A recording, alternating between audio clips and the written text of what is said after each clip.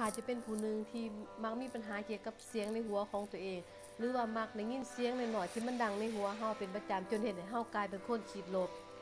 เช่นว่าเฮามักเวลาเฮาตั้งเป้าหมายเฮาจะเฮ็ดอีหยังจักอย่างหรือว่ามีจุดประสงค์ตั้งเป้าไว้ว่าเฮาสิเฮ็ดอันนี้แต่พอเมื่อฮอดเวลาที่เฮาจะต้องเฮ็ดมันผันมีเสียงดังขึ้นว่าอุ้ยบ่ฟ้าวก่อนมื้อนี้เฮ็ดก็ได้ก็บ่กล้านะบ่เก่งคือเขาจนในคนอื่นสิเว้าให้เขาเฒ่าโพดเขานุ่มโพดเขาบ่รวยเขาบ่เก่งและอื่นๆจนเฮ็ดให้เฮาหันไปสะกดจิตตัวเองคิดว่าตัวเองบ่เก่งตัวเองเป็นคนบ่กล้าตัวเองเป็นคนขี้อายตัวเองเป็นคนเฒ่าโพดนุ่มโพดอื่นๆแล้วก็บ่เฮ็ดเป้าหมายของตัวเองแล้วก็เลื่อนมือเลื่อนวันสุดท้ายก็ไปบ่ถึงเป้าหมายจักเทื่อย้อนหยังย้อนถ้าไปฟังเสียงในหัวที่มันเป็นด่านลบแล้วก็ไปสะกดจิตตัวเอง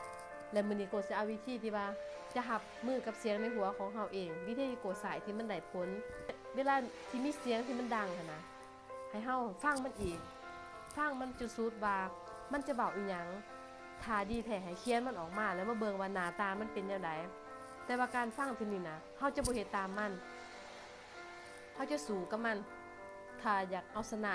ถ้าบ่อยากเป็นฐานมันถ้าบ่อยากเป็นคนที่แบบไปบ่ถึงเป้าหมายหรือว่าเลื่อนมือเลื่อนวันคือก่อนเฮาต้องสู้กับมันถ้ามันบอกว่าเฮาบ่เก่งเฮาบอกว่าข่อยเก่งถ้ามันบอกว่าเฮาเฮ็ดบ่ได้เฮาบอกว่าข่อยเฮ็ดได้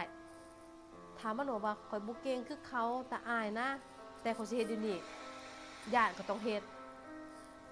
และสิ่งที่สำคัญคือให้เฮาตัดสินใจให้เฮามีสติตัดสินใจแล้วก็ลงมือเฮ็ดแล้วให้เฮาฝึกแบบนั้นเป็นประจำถ้ามีเสียงในหัวมันดังแบบนั้นให้เฮาฝึกเฮ็ดแบบเก่า